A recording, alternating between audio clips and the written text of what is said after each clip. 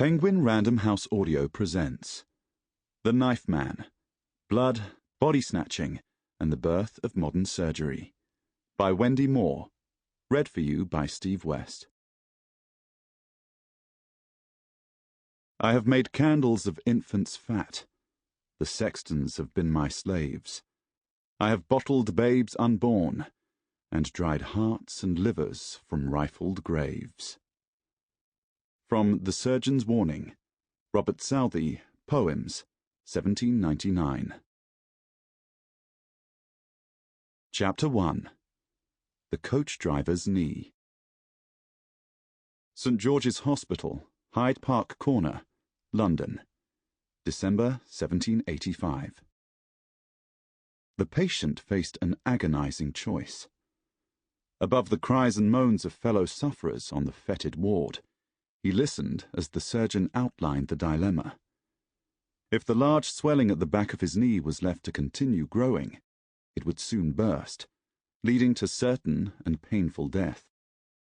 If, on the other hand, the leg was amputated above the knee, there was a slim chance he would survive the crude operation, provided he did not die of shock on the operating table, or bleed to death soon after, or succumb to infection on the filthy ward days later. But he would be permanently disabled. For the 45-year-old hackney coach driver, both options were unthinkable.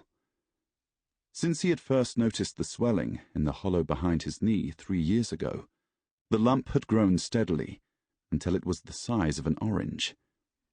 It throbbed continuously and was now so painful he could barely walk.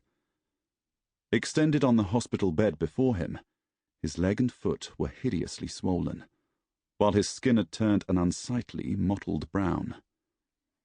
Once the coachman had gained admittance to St. George's, having persuaded the governors he was a deserving recipient of their charity, the surgeon on duty had lost no time in making a diagnosis. He had seen popliteal aneurysms at exactly the same spot on numerous occasions, and knew the prognosis all too well. It was a common enough problem in the cab driver's line of work. Aneurysms could happen to anyone, anywhere in the body, but they appeared to occur with particular frequency among coach drivers, and others in equestrian occupations in Georgian London, in the popliteal artery behind the knee. The condition, in which a section of artery that has been injured or otherwise weakened begins to bulge to form a blood-filled sac, may well have been triggered by the wearing of high leather riding boots, which rubbed the back of the knee. As the aneurysm swelled, it not only became extremely painful, but made walking exceedingly difficult. Whatever the cause, the outcome was often an early death, if not from the condition itself, then from the treatment generally meted out. To lose his leg, even supposing the coach driver survived such a drastic procedure, in an era long before anesthesia or antiseptics, would mean never being able to work again. But to carry on working, navigating his horse-drawn carriage over London's rutted and congested roads, would be equally impossible if the lump was left to grow. Either way, the cabby feared destitution and the workhouse. But there was a third choice, the surgeon at his bedside now confided, on that early December day, for a coachman sufficiently willing or desperate. In his slow Scottish lilt, redolent of his humble farming origins, the surgeon laid out his scheme for a daring new operation. Surrounded by the poxed, maimed, and diseased bodies of London's poorest wretches, huddled in their beds on the draughty ward, the cabby resolved to put his life in the hands of John Hunter. Without a doubt, John Hunter's reputation was well known to the coach driver long before he limped through the portal of St. George's, for he was generally acknowledged as one of the best skilled surgeons in London, if not Europe, and was a favourite among the well-heeled and the unshod alike. As well as working for no recompense, patching up the poor in St. George's, he was in constant demand from the fee-paying patients, who thronged each morning to his fashionable home in Leicester Square, or called him out for consultations in the elegant drawing rooms of their West End villas. For all his blunt manners, coarse speech, and disdain for fashion, he currently sported an unkempt beard and tied his tawny-coloured hair behind his head in preference to wearing the customary wig. Hunter was firmly established in Georgian high society. He visited court as surgeon extraordinary to George III, dined with the society artist Sir Joshua Reynolds, and debated science with his close friend, the well-connected naturalist Sir Joseph Banks.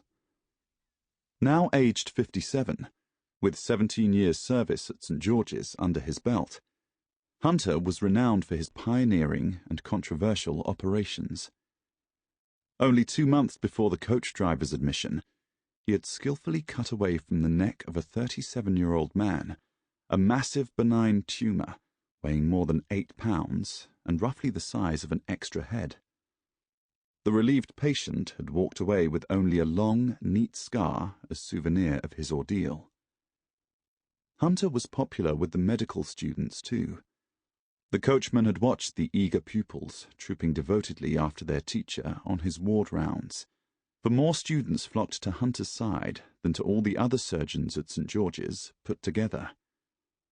Aspiring young surgeons travelled not only from the far reaches of the British Isles, but even from across the Atlantic to walk the wards at Hunter's side, and hear their hero expound on his radical views in the private lectures he held at his home each winter. But the cabby would have heard darker stories too, whispered on the wards, insinuated in newspapers, and muttered in coffee-houses and cockpits.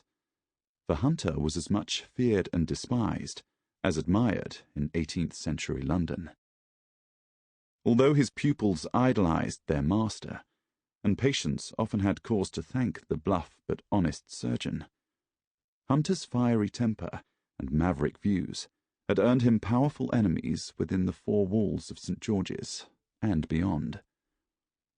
While aristocrats bowed to his medical advice, and denizens of the Royal Society, the engine room of 18th century progress, hung on his every pronouncement, Hunter was isolated at St. George's. To his fellow surgeons, he was at best a laughing-stock, and at worst a reckless fool. And he had quarrelled, too, with several of the city's other leading practitioners, not least his own elder brother.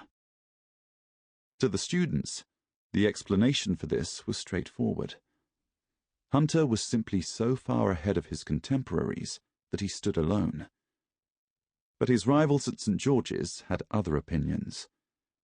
They decried Hunter's novel approach and controversial methods, preferring to bleed, blister, and purge their patients to early graves, in strict accordance with classical teaching, than to question conventional modes of practice.